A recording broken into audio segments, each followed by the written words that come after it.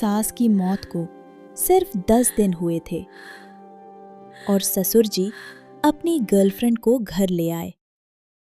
पति चुप, ससुर उसके साथ और सौंदर्य बिल्कुल अकेली।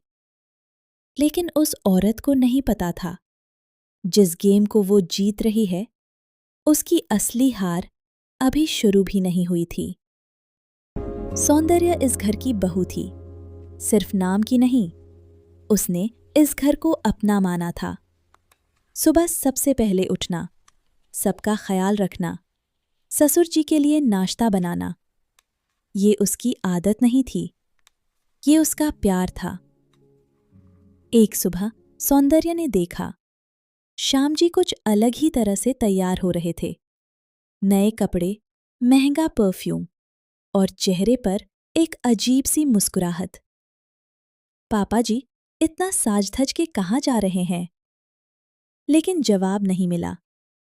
और जब जवाब नहीं मिलता, तो सवाल और गहरा हो जाता है। सौंदर्य ने उनका पीछा किया और जो उसने देखा, उसने उसका दिल तोड़ दिया। श्याम जी एक औरत के साथ बैठे थे, हंस रहे थे, जैसे कोई पुराना रिश्ता हो। ये कौन है? अगले ही दिन सच घर के अंदर आ गया। ये शर्मिला है, अब यही रहेगी। इस घर में आने से पहले अपनी औकात देख ली होती। औकात में नहीं दिखाती, वक्त दिखाता है। और तुम्हारा वक्त अब खत्म होने वाला है। उस दिन के बाद घर एक जंग का मैदान बन गया। किचन, हॉल, डाइनिंग टेबल, हर जगह सिर्फ तकरार। स्वाद वावदारी में होता है, धोखे में नहीं। सबसे ज्यादा दर्द तब हुआ जब श्याम जी ने कहा, शर्मिला, तुमने घर संभल लिया। वो एक सेंटेंस नहीं था, वो फैसला था। एक रात सौंदर्य ने कुछ ऐसा सुना जो सब बदल गया। बुध पूरी तरह कंट्रोल में है, पेपर्स साइन हो गए। अब सिर्फ उस लड़की को हटाना बाकी है। ये रिश्ता नहीं था, ये साजिश थी। अगली सुबह सौंदर्य को मिला एक टूटा हुआ फोन, और उस फोन में उसकी सास की आखिरी रिकॉर्डिंग।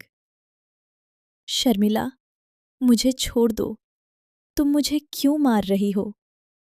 सौंदर्य के हाथ कांप गए, पर उसकी हिम्मत और मजबूत हो गई। अगले दिन सब हॉल में बैठे थे। सौंदर्य शांत थी, लेकिन उसकी आंखों में डर नहीं, फैसला था। उसने रिकॉर्डिंग चला दी। ये सब सच है? पुलिस घर में आई। शर्मिला, आपको फ्रॉड, मैनिपुलेशन और मर्डर के चार्जेस में गिरफ्तार किया जाता है। जब पुलिस उसे ले जा रही थी, वो गुस्से से सौंदर्य को देख रही थी, लेकिन सौंदर्य शांत थी। मैं सिर्फ बहू थी, पर अब मैं इस घर की रक्षक हूं।